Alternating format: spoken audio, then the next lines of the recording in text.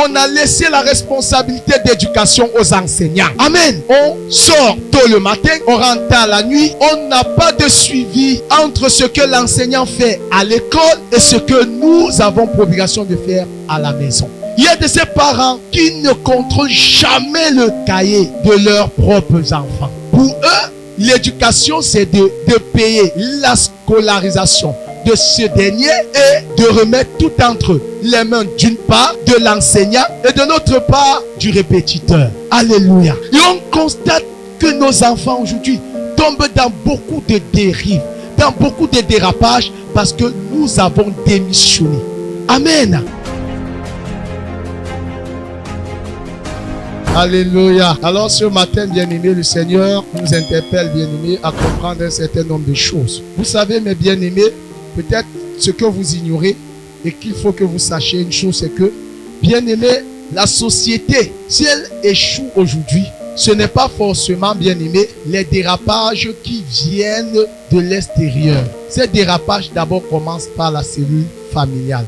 Parce que on dit souvent que la jeunesse est le sceau et le fer de lance de la nation. Amen. Alléluia. Je le disais, on a coutume de dire que la jeunesse est le sceau et le fer de lance d'une nation.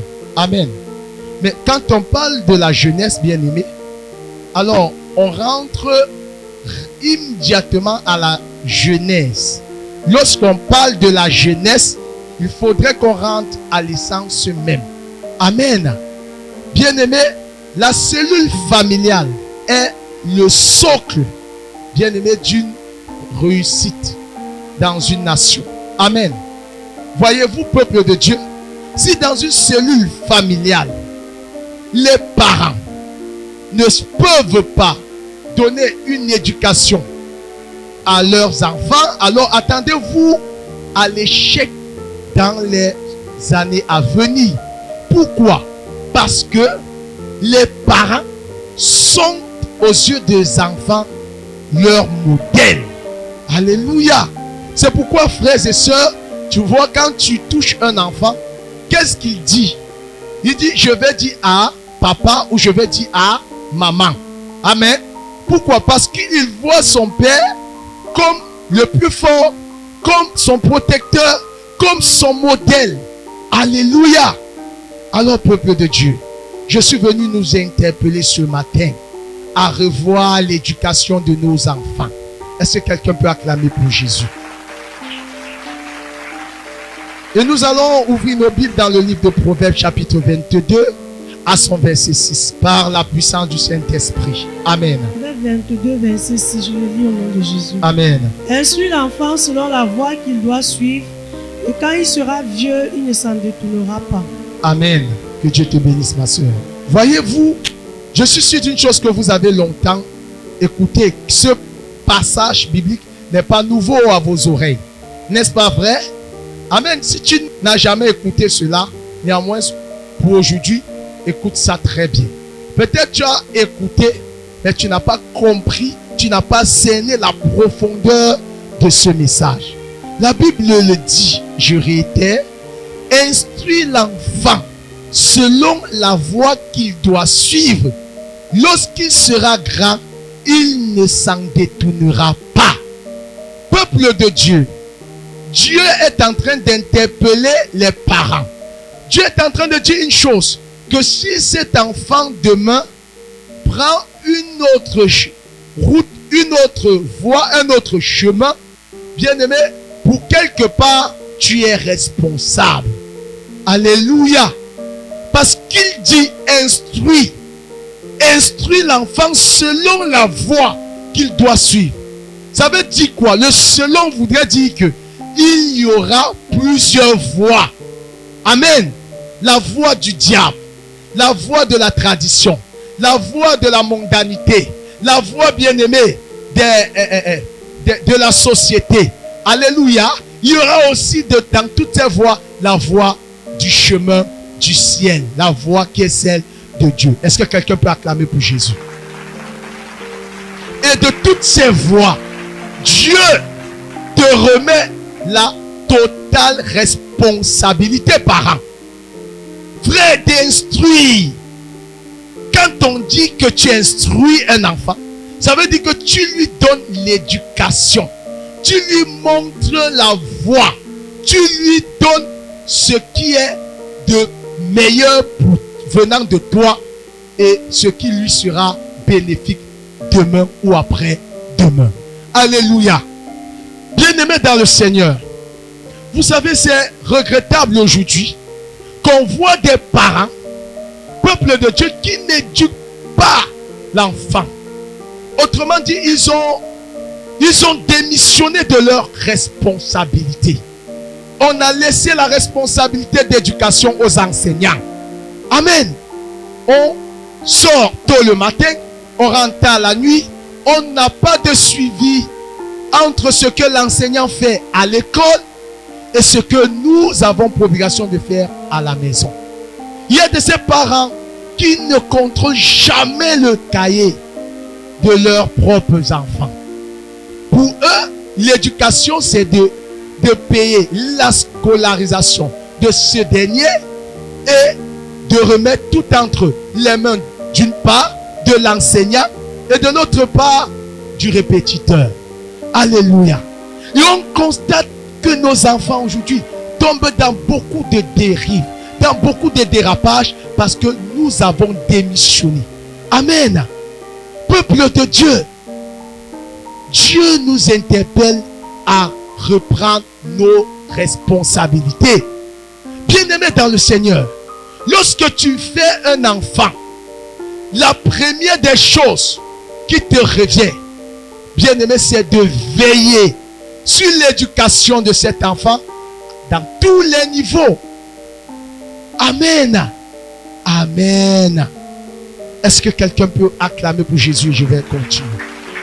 Bien-aimé dans le Seigneur, vous savez, l'enfant est un don précieux. Rien ne vaut la destinée de ses enfants. Bien-aimé, tu cours à la poursuite du matériel. Ce n'est pas mauvais. Mais n'oublie pas que ce pourquoi tu vas chercher ce matériel, frère, c'est pour ses enfants. Or, si maintenant, entre le fait que tu sortes pour chercher du nécessaire pour amener à la maison, frère, et le temps qu'il faut prendre pour encadrer ses enfants, tu ne le fais pas ou tu ne trouves pas le juste milieu, bien-aimé, tu vas tomber dans ce que j'appelle le déséquilibre. Amen. Il y a des parents qui ont vraiment échoué l'éducation de leurs propres enfants. Et ce matin, Dieu m'a mis à cœur de venir, bien-aimé, vous interpeller. L'enfant n'est pas, bien-aimé, un objet qu'on peut déposer n'importe où on peut laisser à n'importe qui. Amen.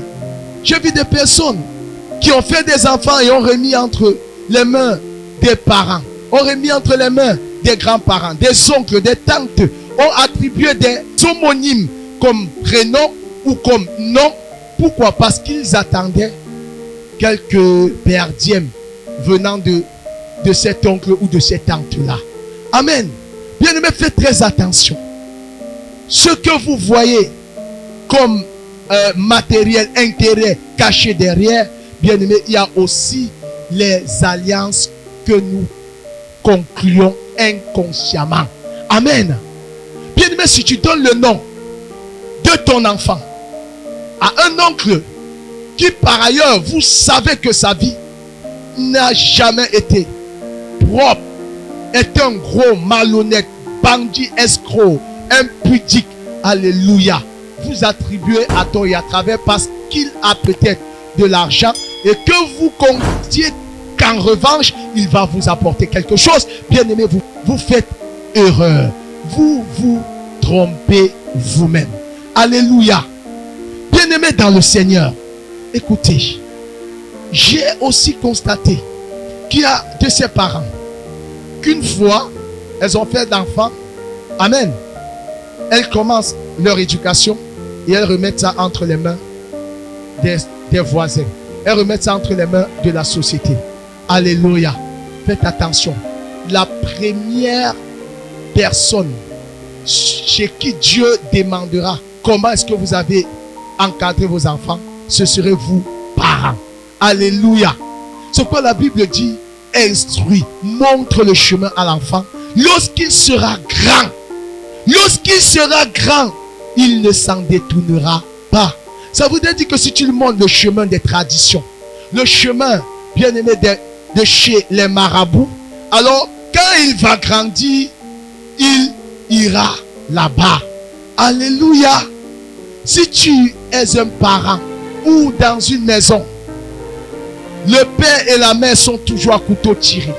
Ce sont les querelles, ce sont des injures. Oh non, le père parle, la mère réplique. Bien aimé, on se croit à un terrain tatami ou de boxe. Alléluia. Où chacun veut donner ou assainir le coup le plus lourd ou le plus pesant. Bien aimé, imaginez-vous, ces enfants vous regardent. Amen. Ces enfants sont là. Ils vous regardent parce que vous êtes pour eux des modèles. Alors, voyez-vous, demain ils vont se dire, ben voilà, papa a toujours eu à frapper sur maman. Amen. Et si c'est un garçon, il va grandir avec des chocs émotionnels. Il va se dire, ok, taper sur la femme est quelque chose de normal parce que fut-il dans son enfance, il a vu sa mère être rouée, amen, de coups par son papa, être rudoyé à la porte par son géniteur, son père. Amen. Des fois, c'est la maman qui s'adresse au père n'importe comment. Écoutez, vous êtes responsable du succès ou de l'échec de vos propres enfants. Amen. De tout ça, ce que vous oubliez, ce sont les enfants qui reçoivent des chocs émotionnels. Est-ce que quelqu'un m'écoute ce matin? Bien-aimé dans le Seigneur, c'est pourquoi je dis et je répète, bien-aimé, le mariage n'est pas un jeu ou alors l'éducation ou l'encadrement d'un enfant. Bien-aimé, ce n'est pas quelque chose qu'on doit prendre du revers de la main. Amen. Bien-aimé, non. Tu dois prendre avec beaucoup de sérieux et beaucoup de pincettes. Parce que, frère, son échec ou son devenir dépendrait de vous, parents. Amen. Il y a de ces parents qui disent à l'enfant, je ne veux plus te voir marcher les pieds nus. Marcher pieds nus. Mais ce que vous oubliez, vous êtes des modèles. Et après, quelques jours plus tard, l'enfant vous voit aller pieds nus. Quel message vous véhiculez aux enfants? Chers parents, est-ce que vous savez que ces enfants voient, ces enfants interprètent? Alléluia. Si vous êtes sincère envers vous-même, interpellez-les souvent, riez avec eux, posez-leur certaines questions, ils vous diront. Alléluia. Pourquoi? Parce que vous-même, vous n'êtes pas des modèles pour eux. Il y a de ces enfants, de ces parents qui disent que si telle personne me cherche, dis-lui qu'il faudrait dire que je ne suis pas là. Mais vous êtes en train d'inculquer l'esprit de mensonge à l'enfant. Alléluia. Et quand l'enfant va grandir, demain sera le premier à voler dans la marmite. Vous prendrez la chicotte pour dire, tu as vu ça où? Il a vu ça de vous. Il a vu ça de toi. Toi qui m'écoutes, toi qui me regardes. Ah oui. Comment peux-tu entraîner, éduquer l'enfant dans le mensonge et tu voudrais qu'il soit honnête? Alléluia. Tu as fait le prêt. Tu loues. Le bailleur vient, tu dis à l'enfant. S'il vient, d'ailleurs, même ma chaussure c'est à l'intérieur. S'il toque à la porte, dit que j'ai voyagé, ça fait 2 semaines. Et puis tu es quand même là-dedans. Alléluia.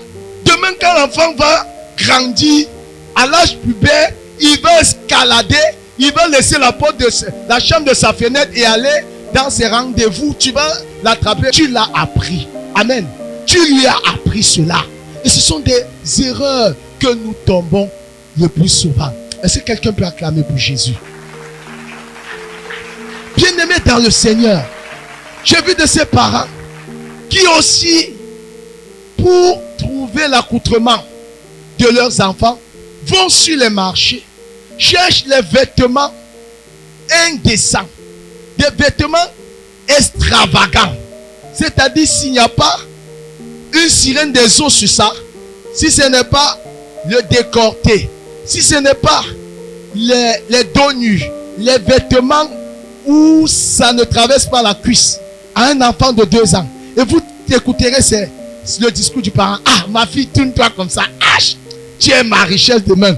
Mais tu es en train de relâcher l'esprit de prostitution sur cet enfant. Alléluia. Et tu dis, ma fille, tu es par là. Ah, Jesus. Que Dieu nous aide. Bien-aimés dans le Seigneur. C'est pourquoi la Bible dit, ce que l'homme aura semé, il le moissonnera aussi. C'est une semence. C'est une semence. Alléluia. Et si quelqu'un m'entend, bien-aimé dans le Seigneur, faisons très attention lorsqu'on est parent. On ne devient pas parent pour devenir. Alléluia. Il faut savoir que quand on devient parent, il y a des responsabilités qui incombent. Il y a des choses qu'on ne doit plus faire. Il y a des choses qu'on mettra de côté pour l'équilibre et le bon épanouissement de notre ménage. Amen. C'est pourquoi, bien aimé, vous allez voir une société où on retrouve une jeunesse en proie à la toxicomanie, à la drogue. Alléluia. Pourquoi? Parce que l'enfant, quelque part, a vu papa fumer. Amen, étant tout petit. Et à des fois, même, il y a des parents qui prennent la même cigarette, mettent dans la bouche d'un enfant de 5 ans. Il dit, mon fils, tiens un peu. Quand il boit l'alcool, il appelle son fils Aka. Il dit à la mère, non, laisse, c'est mon fils. Viens, mon fils. Il prend, boire un peu. Entre-temps, il a bâclé dans le coin de la maison les whisky de grande marque. Et quand les invités viennent, il retire boire. Et l'enfant aussi, par mimétisme, par suivisme moutonnier, alors quand le père tourne le dos, il retire aussi une quantité, il boit. Amen. D'où demain, on aura affaire à une jeunesse en proie et entrée dans l'ivrognerie à outrance. Pourquoi? Parce que la cellule familiale a d'abord échoué. Alléluia. C'est pourquoi la Bible dit instruis. Instruis l'enfant selon la voie qu'il doit suivre. Quand il sera grand, lorsqu'il pourra prendre les responsabilités, lorsqu'il deviendra quelqu'un, il ne s'en détournera pas. Alléluia. Ce que je veux que vous sachiez, peut-être quelqu'un dit, ah non, mais je l'ai fait pour mon fils, mais qu'est-il devenu aujourd'hui? Écoutez très bien, la semence de Dieu ne meurt jamais. Amen. Bien-aimé, la semence de Dieu ne meurt jamais. Faites le vôtre et tenez vos enfants dans la prière. Il y a de ces parents qui disent non, je ne tape pas sur mon fils parce que ce dernier, voilà, c'est mon fils unique que Dieu m'a donné, j'ai plus d'autres. Alors, je comprends qu'elle va grandir, hein, et ça va changer. Il se met à injurier le voisin. Quand le voisin veut parler, non, c'est mon enfant. Ne lui adresse pas la parole comme ça. Vraiment, oh non. Pourquoi? C'est mon fils unique, c'est mon successeur, c'est lui qui viendra à mon trône. Oh non, je ne peux pas. Écoutez très bien, frère. L'Occident vous a menti. Amen. Je dis l'Occident vous a menti. Proverbe chapitre 23, le verset 13 à 14. Écoutez ce que la Bible dit. Le fouet doit être d'actualité. Amen. Amen. Est-ce que quelqu'un peut acclamer pour Jésus? Écoutez, Proverbe chapitre 23, le verset 13 à 14. Proverbe 23, le verset 13 à 14. N'épargne pas la correction à l'enfant. N'épargne pas la correction à l'enfant. Si tu le frappes de la verge, il ne mourra point. Si tu le frappes de la verge, il ne mourra point. En le frappant de la verge, tu délivres son âme du séjour des morts. Acclamez pour Jésus. En le frappant de la verge, tu délivres son âme du séjour de la mort. Autrement dit, ce que tu cajoles aujourd'hui chez cet enfant, demain tu vas chercher les avocats pour le défendre sa cause dans les tribunaux. Autrement dit, la légèreté que tu laisses passer aujourd'hui, demain, bien-aimé, tu ne pourras plus rattraper cela. La Bible dit, corrige l'enfant. N'épargne pas la correction de l'enfant. Amen. En utilisant la verge, tu délivres son âme du séjour des morts par an. Alléluia. Vous voyez, frère, Dieu n'était pas fou. Il y a un âge où il faut, bien aimé, ramener l'enfant par le fouet. Parce que la verge éloigne la folie de la tête de l'enfant. Amen. Est-ce que quelqu'un peut acclamer pour Jésus? Alléluia. Bien aimé dans le Seigneur, ce que je vous dis, frère, c'est très sérieux. Et Dieu, vous n'êtes pas si grand, plus stratège, plus sage que Dieu. Quand Dieu il dit, il sait le pourquoi. Amen. Le diable aujourd'hui s'est déguisé dans les établissements. Oh non, la culture occidentale est venue aujourd'hui. On dit non, tu ne peux plus, chers parents, frapper ton fils. Tu sais que là-bas en Occident, oh non, non, tu parles à un enfant. Oh papa, violé à ma liberté. On appelle la police vient te chercher. L'enfant que tu as accouché 2 ans, appelle la police vient te chercher. Il appelle la police. Vous voyez comment le diable est en train de combattre la parole de Dieu. Ce sont les signes des temps de la fin. Alléluia. Mes frères et sœurs, nous ici en Afrique, on a encore cette grâce de garder, bien aimé, cette culture. Est-ce que tu peux acclamer pour Jésus? Amen. Bien aimé dans le Seigneur, ce que je vous dis, c'est très sérieux. C'est très sérieux. Faites attention. J'ai vu des couples qui sont allés en lambeau. Pourquoi? Parce que il se pourrait que l'enfant a refusé de faire une tâche de ménage. Et puis la mère a privé l'enfant du repas. Si et seulement si ce dernier, l'enfant revenait à faire le travail. Alors l'enfant s'est attêté parce qu'il sait que son papa est là pour défendre sa cause. Chers parents, faites très attention. Là, vous êtes en train de détruire votre couple et aussi l'éducation de vos enfants. Parce que les enfants que vous voyez sont très psychologues, sont très psychologiques. Amen. Amen. Ce sont des fins psychologues. Ils savent jouer sur vos apparences. Alléluia. Alors, tu vas voir, la maman punit l'enfant.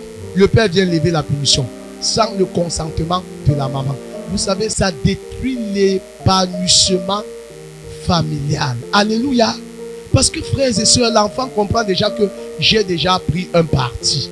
Amen. Pendant que vous vous chamaillez, la maman dit, mais comment est-ce que c'est moi qui l'a puni? Non, le papa dit, non, tu n'as pas qualité, cette punition est trop fort pour l'enfant. Non, même si c'est trop fort, amen, allez gérer ça 2 places après dans la chambre. Accordez-vous, mais pas en présence des enfants.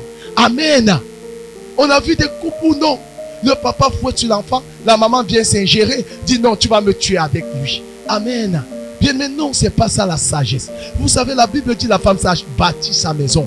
Non, au contraire, si tu sens que le papa est quelqu'un de très violent, alors anticipe, tu t'allies avec le papa, tu te mets à gronder cet enfant, question de calmer la colère du papa, et puis l'enfant saura que ce que j'ai fait est mauvais, et il ne le refera plus jamais. Est-ce que quelqu'un m'entend? Est-ce que quelqu'un m'entend? Bien-aimé dans le Seigneur, faisons très, très attention. Vous savez, on parle le ciel, mais nous sommes sur la terre. Il y a des réalités de la terre qu'il faudrait que nous, en tant que chrétiens, on puisse être équilibrés sur ces points. Amen. Sinon, bien-aimé, on aura des couples chrétiens qui finiront en lambeau, où les enfants finiront par devenir rebelles, où l'enfant finira par devenir un petit brigand de demain dans la société, parce que maman a eu à cacher ses erreurs, et là, dans le palier de « il est encore enfant ». Non! Alléluia. Il y a une façon de réprimer l'enfant, de fouetter l'enfant. Amen. Alléluia. Est-ce que quelqu'un m'entend ce matin? Peuple de Dieu, à tous les niveaux, Dieu nous interpelle. Nous avons la grosse responsabilité de veiller sur le devenir de nos enfants. À tous les niveaux. Alors si on a une société qui, bien aimé, se meurt, qui aujourd'hui, bien aimé, est en dérapage grandissant, ce n'est pas la faute forcément au gouvernement. C'est d'abord la faute, bien aimé, aux parents. Alléluia. Est-ce que quelqu'un m'entend? Qu'est-ce que vous faites à votre niveau? Ce n'est pas la société qui viendra recadrer, bien aimé, les écarts de comportement de vos enfants. Toi, à ton niveau, qu'est-ce que tu fais? Oui, demain tu vas te plaindre que mais je ne savais pas. Il y a des parents même qui ne dialoguent pas avec leurs enfants. Étant tout petits, ils ne savent pas jouer avec l'enfant, ne savent pas encourager l'enfant. Amen. Ça dit que tout pour eux, bien aimé, c'est de leur fustiger. Jamais dit que bébé, waouh, tu es beau aujourd'hui. Non, bébé, non. Voilà, du courage. Vas-y, va me porter le seau. Il est encore tout petit. Ok, viens ici, apporte-moi l'ail, apporte-moi tel ustensile de cuisine, et tel couteau. Quand il dit avec, tu ne dis pas mon bébé, tu es un brave homme. Bien-aimé, écoutez, quand vous donnez de telles bonnes paroles aux enfants, ça encourage les enfants. C'est quoi la Bible dit dans le livre de Colossiens 3, à son verset 20 à 21, que vous lirez à la maison. Je vais paraphraser, que enfants, obéissez à vos parents selon le Seigneur, et que parents, n'héritez pas vos enfants de peur qu'ils se découragent. Amen. Amen. Alléluia. Il y a des enfants qui ont grandi, sont devenus adultes. Aujourd'hui, sont en carence affective. Pourquoi? Parce qu'ils n'ont jamais écouté de la bouche de leur géniteur: ma fille, tu es belle. Ma fille, je te félicite. Alléluia. Seulement les paroles de malédiction, les paroles de négation. Amen. Et demain, on va se plaindre.